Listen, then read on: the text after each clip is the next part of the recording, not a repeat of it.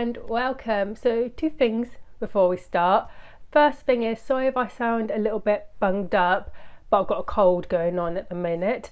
And also second thing is, sorry if it seems a bit dark, but it's a bit rainy outside at the minute, so also sorry if you do hear any rain during this video.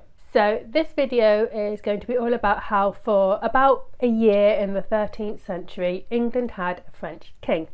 Now I know what you're going to say, what about the Normans? They were French. But no, they weren't French, they were Norman. They were Vikings who was given a patch of land by the French king to stop them from basically invading and pillaging France. Now the area these Vikings settled in became known as Normandy because they were Northmen, so it became Normandy and they became Normans.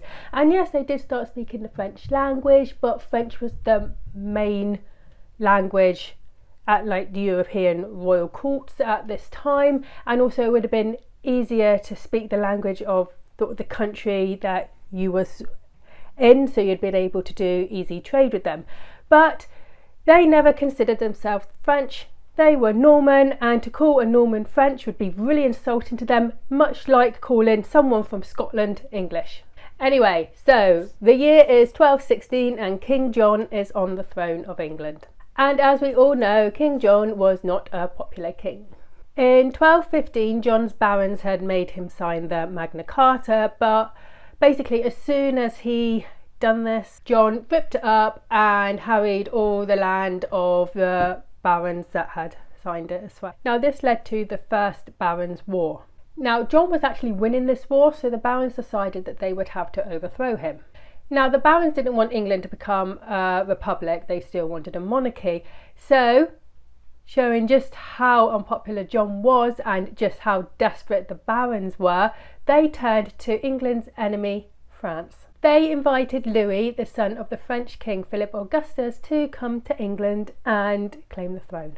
Louis had been born in 1187 and in 1200 had married one of John's nieces, Blanche of Castile, so he was able to claim the throne through his wife. Louis was known as a great warrior, and he had actually honed his skills fighting the English and also by going on crusade. And he was also known to be a moral, honest man, basically everything that John was not. So Louis set sail from France and landed in England on the 21st of May 1216. Once he had landed, around half the barons in England came over to Louis' side, and castles and towns surrendered to him without him having to force them to, or them putting up any resistance. This meant that Louis was able to march into London and be proclaimed king. Within a few months he had more than half the country and around 2/3 of the barons on his side. But then in October 1216, John did the best thing he had ever done in his reign. He died.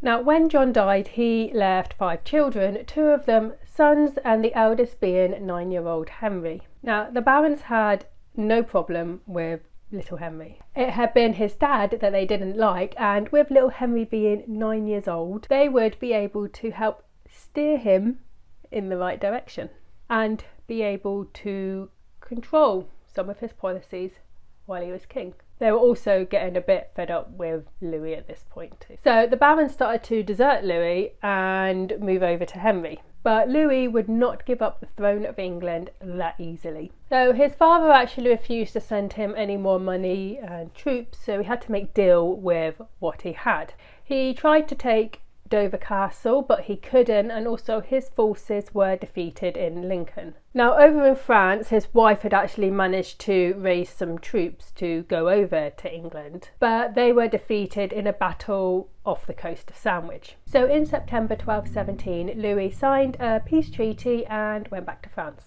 But it makes you wonder, what would have happened to England if Louis had become king? Would England have stayed a separate realm, or would it have been absorbed into France? When Louis succeeded his father in 1223, becoming King Louis VIII of France. So I hope you enjoyed this little video. If you did, like and subscribe. Again, I am sorry if I sounded bunged up, and I am sorry if the video is a bit dark, and I'm sorry if you can hear some rain.